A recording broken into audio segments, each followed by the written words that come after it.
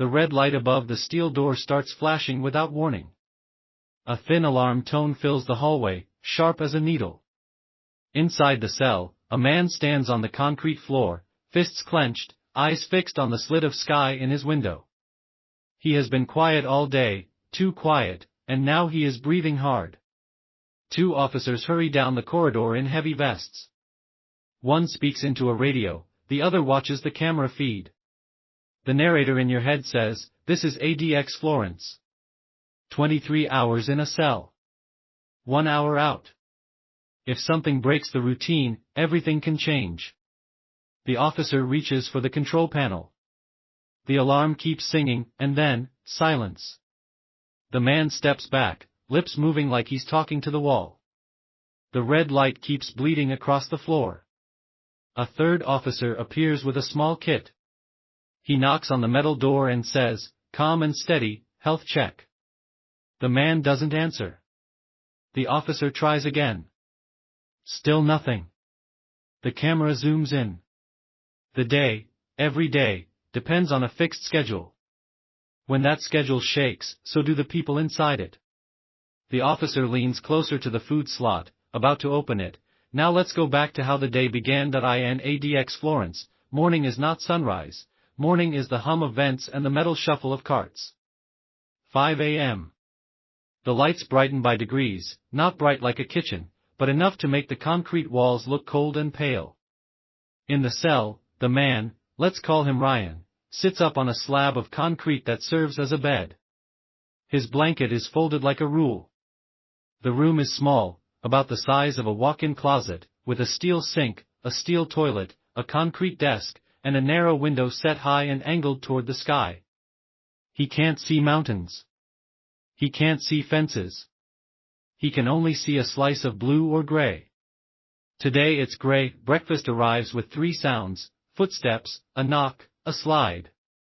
Tray through the slot. Oatmeal. Milk. A piece of fruit. Ryan eats slowly. He counts the bites. He always counts. Counting is a rope across the day. 6:00 a.m. A voice on the intercom, "Stand for visual." He stands at the door so staff can confirm he's okay. It takes seconds, but the check marks the next square on the schedule. After that he does push-ups. 10 sets of 10. Then he walks. He has measured the length of his cell down to half steps. He walks it like a track, over and over, the way a swimmer counts pool tiles. The camera watches. The routine watches, too. Later, the slot opens again. Mail. Sometimes there's nothing. Sometimes there's a letter from a family member or an attorney. Legal mail is handled in a strict way, opened with staff watching, checked for hidden codes, then handed over. Today he gets 2 thin envelopes, both from his lawyer. He reads each line twice, then places the pages in a stack on his concrete desk. The words are air you can fold. He smooths the edges, squares the corners, and slides the stack back into a manila folder. He organizes because it gives shape to things that don't have shape. Time moves differently here. The clock is a string of small events: a tray, a check, a form, a knock. When there are no events, the mind fills the gaps. He recites states and capitals. He lists every teacher he can remember from grade school. He hears the vent hum and sets a rhythm to it. Sometimes, if he lets the rhythm carry him, he can feel almost calm. Then the vent changes pitch and the calm drops away. Midday brings another knock slide: lunch. Bread, soup, something warm in a plastic tray. He eats, cleans the spoon, folds the napkin, washes his hands, and wipes the sink with a square of toilet paper. He doesn't like crumbs. Crumbs are loud. The camera sees a man keeping things neat. What the camera can't see is the way the air feels thick, like a room that forgot how to exhale. Recreation, a voice calls in the afternoon. This is the 1 hour out. An officer instructs him to back up to the door, hands through the slot for restraints. The cuffs bite cold on his wrists. The door opens, but only after the hall is cleared, only after other doors are locked.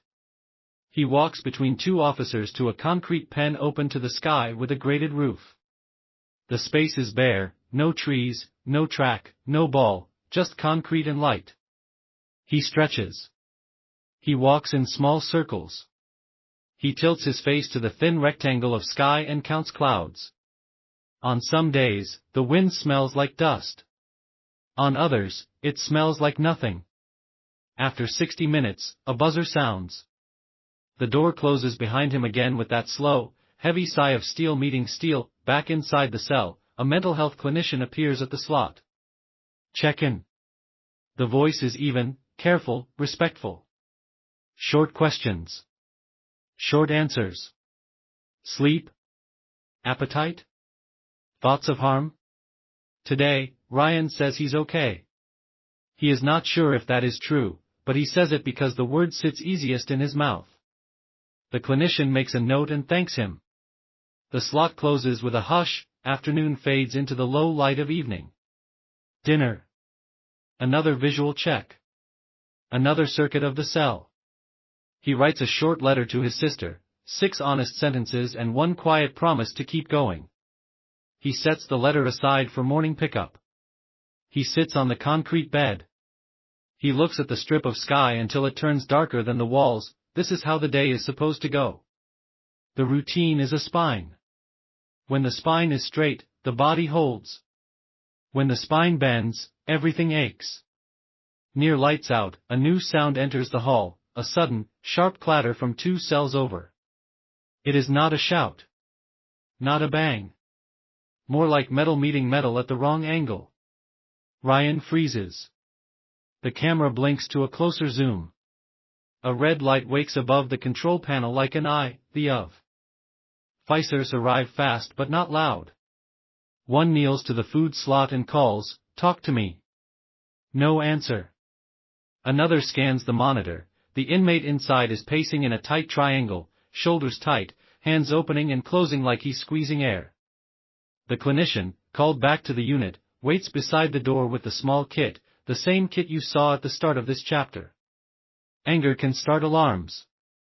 So can fear. So can a mind that's been in a small box for a long time. Health check, the officer says again. Still nothing. The panel chirps. The red light keeps pulsing. Ryan sits very still on his bed and listens to the rhythm of it, on, off, like a heartbeat you can see. He thinks of his letter. He thinks of the strip of sky. The officer unlatches the food slot. It opens with a small metal gasp. He tilts the flashlight beam inside and says, slow and clear, "Step back so we can see you. We want to help." The pacing stops. Shoes scrape concrete. A shadow crosses the beam and then, nothing. Total quiet. Even the vent hum seems to hold its breath. The clinician leans in, just a little, to speak through the slot, and every camera on the tier blinks at once. The screens in the control room turn gray, then static, then black. The red light stays on. The hallway falls into soft dark, like a theater right before the film begins. Somewhere a radio crackles and dies. For a heartbeat, the prison built on unbreakable routine has no eyes. The officer's hand stays on the slot. The clinician doesn't move. Ryan feels the quiet slide into the room like cold air. He sets his feet on the floor, as if that alone can make him steady. In ADX Florence, the day is a line of small, strict steps. 23 hours in a cell. 1 hour out. Tonight, the line just snapped. The red light is still blinking. The cameras are still dark. And someone on the other side of that door is whispering. Too soft for anyone to hear. The red lights above the doors are still pulsing. The cameras remain dark. A whole wing of the most secure prison in America is blind, and for a place that relies on absolute control, that is like the ground shaking. Officers hold position, radios clutch tight, waiting for orders from the control booth that suddenly has no eyes. The clinician at the slot whispers, "We can't see him. We need visuals now." The silence is heavy, broken only by the slow blink of that red alarm. Inside the cell, footsteps shuffle. Ryan, in his own unit, feels the weight of the moment. he knows anything could happen next, and then the hallway explodes with movement. Backup teams rush in, boots echoing against concrete, shields raised. No one knows if this is a malfunction or something planned. At ADX Florence, inmates rarely get chances to act, but when the cameras fail, every possibility feels alive. The officers surround the door of the troubled cell. One gives the command, "Stand clear, manual override." The steel locks click. The heavy door begins to slide open. That's where the story left us. Now let's pull back to understand why moments like this matter so much here. ADX Florence was built in 1994 for this very reason, to make sure control never slips. Every cell is designed to separate prisoners from one another, to prevent even the idea of teamwork. The doors are solid steel, the slots small, the windows angled so men can only see sky. When the system works, it's like a machine, predictable, precise, unyielding. But when the system falters, even for a few minutes, tension spikes because officers know who lives here. These aren't ordinary prisoners. These are men considered too dangerous, too violent, too influential to be anywhere else, inmates like cartel bosses who once directed empires from behind bars. Gang leaders who ordered killings with a coded word. Terrorists who TED attacks meant to shake whole nations. Each one is watched like a storm cloud that could break at any time. That's why one flicker of failure, 1 minute without cameras, feels bigger here than anywhere else. Ryan, sitting in his own small box, thinks about the strict routines that shape every day. He knows the men around him are locked inside the same pattern: wake up, tray through slot, stand for count, wreck in the cage, lights dim, repeat. The routine is meant to crush opportunity. But as tonight shows, no system is perfect.